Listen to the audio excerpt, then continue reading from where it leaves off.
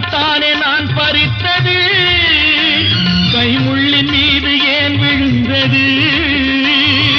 உறவைத்தானே நான் நினைத்தது, என்னை பிரிவு வந்து ஏன் அழைத்தது?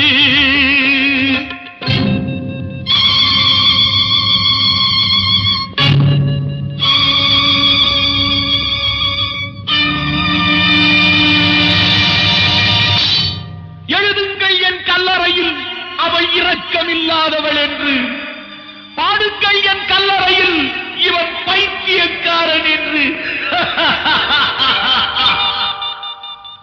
கண்கள் தீட்டும் காதல் என்பது அது கண்ணில் நீரை வரவழைப்பது, பெண்கள் காட்டும் அன்பு என்பது நம்மை பித்தனாக்கி அலைய வைப்பது.